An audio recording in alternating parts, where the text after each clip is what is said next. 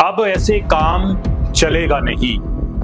बहुत जल चुका देश, अब ऐसे और जलेगा नहीं। धर्म पूछकर मारने वालों, जय श्री राम कहकर चुन चुनकर मारे जाओगे। आतंकवाद का दिया अब और जलेगा नहीं।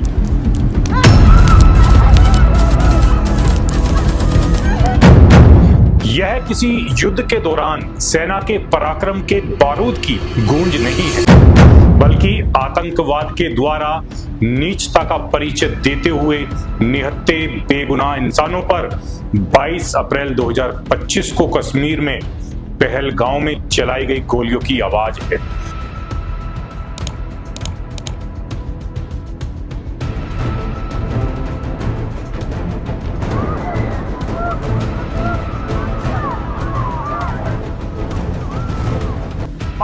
अप्रैल को जम्मू कश्मीर के पहलगाम में आतंकियों ने मासूम देशवासियों को जिस बेरहमी से मारा है, उससे पूरा देश व्यथित है।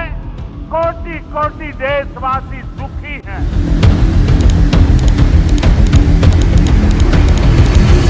जो बेहद हृदय विदारक है।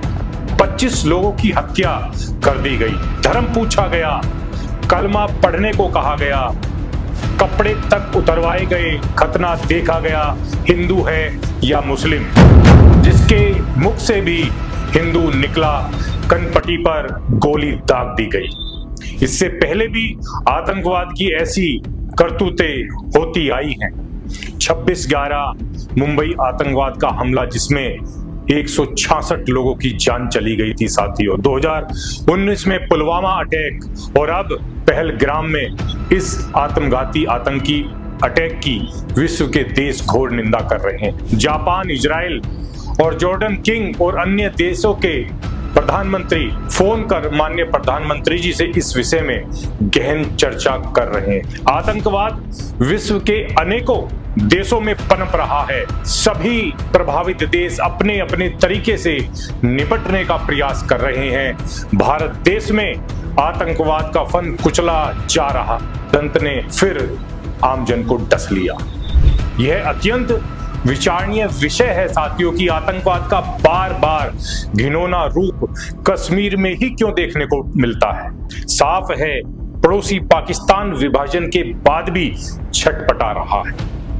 आज भी भारत में रहने वाला मुस्लिम समुदाय स्वयं को पाकिस्तान में रह रहे मुसलमानों से ज्यादा सुरक्षित महसूस करता है। पाकिस्तान से पोषित आतंकवादी संगठन ऐसे जघन्य अपराध कर रहे हैं। यह आतंकवाद की कठपुतलियां हैं, चेहरा तो कोई और है। ये आज नहीं तो कल जमीन में मिला दिए जाएंगे। और अब की बार यह भी तय है कि इनको जिन्होंने पाला है, परोसा है, इनको बड़ा किया है, उनका इलाज होकर रहेगा। पाकिस्तान के आर्मी चीफ आसिफ मुनीर का बयान देखिएगा, सुनिएगा।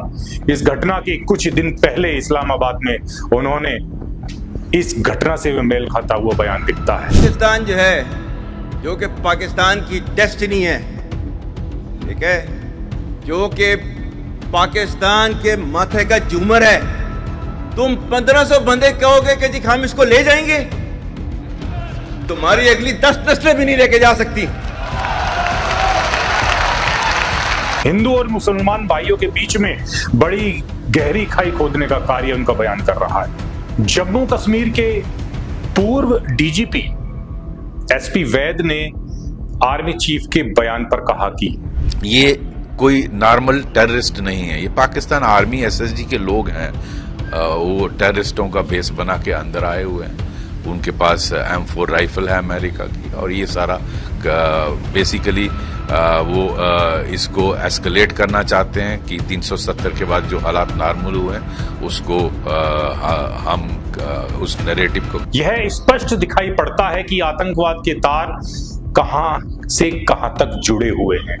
सऊदी अरब के दौरे पर प्रधानमंत्री जी थे, उन्होंने दौरे को रद्द किया और त्वरित इस घटना का संज्ञान लेते हुए कैबिनेट कमेटी ऑफ सिक्योरिटी की बैठक कर कठोर फैसले पाकिस्तान के संदर्भ में लिए गए। सिंधु जल संधि तत्काल प्रभाव से निलंबित कर दी गई। अटारी चेक पोस्ट बंद कर दिया गया। पाकिस्तान उच्च आयोग में कार्यरत व्यक्तियों को भारत छोड़ने का आदेश जारी कर दिया गया। भारत भी इस्लामाबाद में स्थित उच्च आयोग के अपने साथियों को बुला रहा है और पाकिस्तान का वीजा तत्काल प्रभाव से रद्द कर दिया गया है। साथ ही सर्वदलीय बैठक बुलाकर सार्थक चर्चा की गई है। गृह मंत्री जी श्री अमित शाह जी और विदेश मंत्री एस जयशंकर जी ने राष्ट्रपति महोदया द्रौपदी मुर्मू से बैठक की है। निश्चित ही देश हित में आतंकवाद को जड़ से उखाड़ने के लिए बड़े कदम उठाए जाएंगे। आतंकवाद की जड़ पर काम होगा। पाकिस्तान भारत के द्वारा लिए गए फैसले से तिल मिला रहा है। पाकिस्तान के पूर्व विदेश मंत्री बिलावल भुट्टो ने सिंधु नदी में पानी नहीं बहा तो खून बहेगा और परमाणु बम की गीदड़ भभकी। तो कहना चाहूंगा कि सिंधु हमारा है और सिंधु हमारा रहेगा। या इस दरिया से हमारा पानी बहेगा या उनका खून बहेगा। रेल मंत्री के द्वारा बयान दिया गया है कि चौराहे पर लगाने के लिए मिसाइलें नहीं हैं। जैसे मान लिया हो कि यह घटना उनकी शय पर हुई है। यह ठीक बिल्कुल वैसा है साथियों कि पहले चोरी और फिर सीना जोरी। आतंकवादियों और आतंकवाद के आकाओं का इलाज होना तय है। फिर से रक्त रंजित हुई धरा अब घाटी में। गद्दारों के शीश चढ़ा दो भारत की माटी में। बहुत हुए समझौते, बहुत दिखा ली नम्रता। अब देख लो उस बूढ़ी माँ को जिसने खो दिए अपने लाल इस माटी में। अब पड़े सब मौन नहीं, घरों के चिराग बुझ गए। बुजुर्गों की लाठी टूट गई देश की पहरेदारी में। उजड़ गया सिंदूर, बुझ गया बचपन रोज रोज की गोलाबारी में। और पूरे भारत की आंखें नम हैं इस कायरता की गद्दारी में। गूंज रहा है एक ही स्वर, खाक में मिला दो इनकी हस्ती। अरे खाक में मिला दो इनकी हस्ती। 2 गज जमीन भी ना मिले इनकी मौत की हिस्सेदारी में। ये हमेशा से होता आया है कि आतंकवाद के माध्यम से शुरुआत पाकिस्तान करता है और जवाब भारत देता है। यह वीडियो अभी अधूरी है और इसकी पूर्णता के लिए मैं आपसे दोबारा से रूबरू हो जाऊंगा जब इस आतंकवाद पर सार्थक चोट भारत सरकार के द्वारा होगी। जय हिंद, जय भारत।